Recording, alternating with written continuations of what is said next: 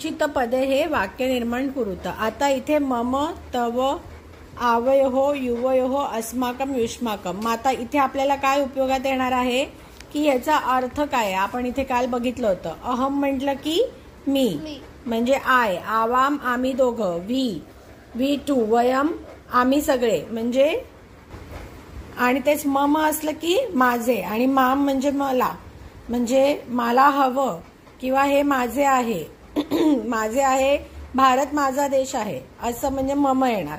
त्याच्याप्रमाणे त्वम त्वाम तव आपण बघितलं, तू तुला आणि तुझे होतं, कळलं। या ह्याचा इथे उपयोग आहे। मग आता एतत् डॅश गृहम म्हणजे हे मम तव ह्याच्या व्यतिरिक्त एषा एतत् एषः हे शब्द वापरलेत। मग आता हे एतत् म्हणजे हे तिन्ही गोष्टी वापरल्या जातात दिस बोलायला, म्हणजे ही गोष्ट, हे घर, हा बॉल हे बोलायला एतत् एषः आणि एषा वापरला जातं। फरक काय आहे, एतत् हे नपुंसकलिंगी आहे, कळलं। एतत् हे नपुंसकलिंगी आहे। एतत् कोणाप्रमाणे चालणार, पुष्पम प्रमाणे, पुष्पम पुष्पे पुष्पाणी, एतत् एते एतानी असं चालणार, एकवचन द्विवचन बहुवचन, ओके। आणि एषः आहे पुल्लिंगी म्हणजे दिस, एषः कशाप्रमाणे चालणार, एषः एतौ एते कशाप्रमाणे चालणार, एषः एतौ एते। आता इथे मैत्री दृढा, मैत्री शब्द हा असा चालतो, मैत्री शब्दामध्ये मैत्री हे द्विवचन आहे, ओके। मैत्री ही मैत्री असा चालतो, ओके। आणि दृढा हे इथे यांचं चुकलेलं आहे, कारण दृढ जो शब्द आहे तो बालक प्रमाणे चालणार, दृढव दृढा, तर त्यांनी दृढा दिलंय चुकून, हे इथे दृढव पाहिजे, हे द्विवचन आहे। म्हणजे इथे आता दोन्ही चालेल, तुमची मैत्री दृढ आहे किंवा आमची मैत्री दृढ आहे, म्हणजे आवयोः मैत्री दृढो किंवा युवयोः मैत्री दृढो, म्हणजे इथे दोन्हीही चालू शकतं, ओके। मग आपण इथे लिहूया आवयोः,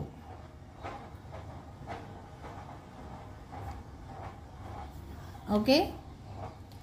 आता एषः विद्यालयः, एषः हे परत काय आहे, एषः पुल्लिंगी शब्द आहे, विद्यालय पुल्लिंगी शब्द आहे। विद्यालयाचं प्रथम म्हणजे एक वचन आहे हे दोन्ही, म्हणजे इथे परत आता एक वचन येणार। मग एक वचन मध्ये कुठला आहे, मम आणि तव।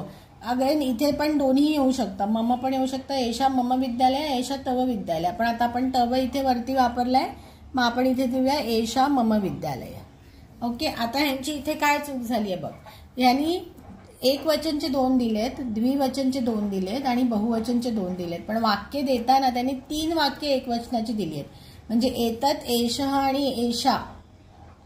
एषा पण काय आहे, एक वचन स्वरूप आहे, बालिका बालिके बालिकाः, तसं एषा एते एतः।